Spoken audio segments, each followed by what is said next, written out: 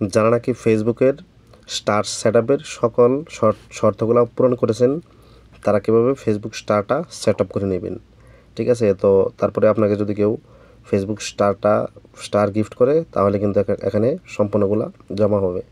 তো সেটা কীভাবে করবেন, তো সেটা আজকে আমার এই ভিডিওতে আমি আপনাদেরকে দেখাবো।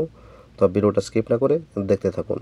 তো আপনারা চলে যাবেন আপনার প্রোফাইল অথবা ফেসবুক পেজে। তো আমি চলে আসলাম আমার ফেসবুক প্রোফাইলে।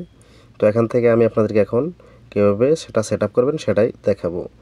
তো সেটা সেট আপ করার জন্য আপনারা চলে যাবেন হচ্ছে গিয়ে আপনাদের ফেসবুক প্রোফাইলে, অর্থাৎ আপনার যেখানে ফটোটা থাকবে ওখানে একটা ক্লিক দিবেন। তারপর স্ক্রল ডাউন করে একটু নিচে চলে আসবেন বা সি ড্যাশবোর্ডে চলে যাবেন। সি ড্যাশবোর্ডে আসার পরে স্ক্রল ডাউন করে একটু নিচে চলে আসবেন। আসার পরে দেখতে পারবেন মনিটাইজ বলে একটা অপশন আছে, আপনাদেরকে এখানে একটা ক্লিক করতে হবে। তো আমি এখানে মনিটাইজ যে লেখাটা আছে এখানে একটা ক্লিক দিয়ে দিব। এখানে একটা ক্লিক দেওয়ার পরে দেখতে পারবেন উপরে আমার স্টারটা কিন্তু চলে আসছে, ডান পাশে লেখা আছে সেট আপ, ঠিক আছে। তো আমি এখান থেকে সেই সেট আপে একটা ক্লিক দিয়ে দিব। তো আপনারাও সেট আপে একটা ক্লিক দিবেন। তো সেট আপে ক্লিক দেওয়ার পরে আপনাদের সামনে এরকম একটা ইন্টারফেস চলে আসবে।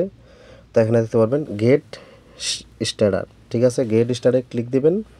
তারপরে আপনাদের সামনে নতুন একটা ইন্টারফেস চলে আসবে, আপনার নাম এবং আপনার জন্ম তারিখ সকল কিছু চলে আসবে।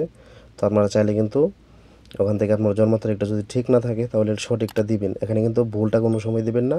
আপনার জন্ম তারিখ যেটা আছে সেটাই দিবেন, কারণ আপনি পরবর্তী যদি পেমেন্ট রিসিভ করতে চান তাহলে এখানে যেটা দিচ্ছেন সেটা কিন্তু অবশ্যই মানে পেমেন্টের এর সাথে মিল থাকতে হবে আপনার জন্ম নিবন্ধনটা, ঠিক আছে। তো আপনি পেজ অথবা প্রোফাইলে যেটাই দেন না কেন এখানে স্টারটা সেট আপ করার সময় অবশ্যই জন্ম তারিখটা ঠিক থাকতে হবে, ঠিক আছে। তো আপনি এখান থেকে চলে যাবেন গেট স্টারে।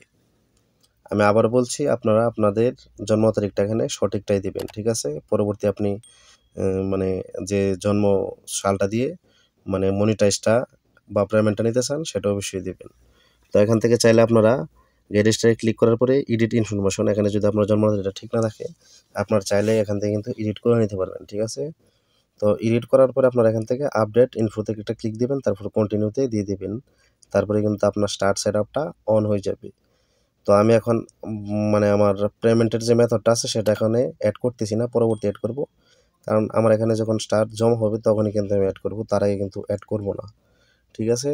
তো আপনারাও আমি বলবো যে আপনাদেরকে আপনারা এখানে স্টারটা এখনই অ্যাড করবেন না, যখন আপনার স্টারটা অনেকগুলা জমা হবে তখনই অ্যাড করবেন।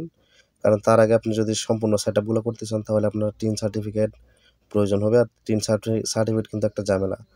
যখন দেখবেন যে আপনার এখান থেকে ইনকাম হচ্ছে তখনই টিন সার্টিফিকেটটা করবেন, আমি আপনাদেরকে সাজেস্ট করব। তার আগে কেউ টিন সার্টিফিকেটটা করবেন না বা অ্যাড পেমেন্ট মেথডটা যেটা আছে সেটা আপনাদের পূরণ করার কোনো প্রয়োজন নেই। যখন দেখবেন যে আপনার এই জায়গায় অনেক ইনকাম হচ্ছে তখনই কি করবেন, আশা করি বুঝতে পারছেন।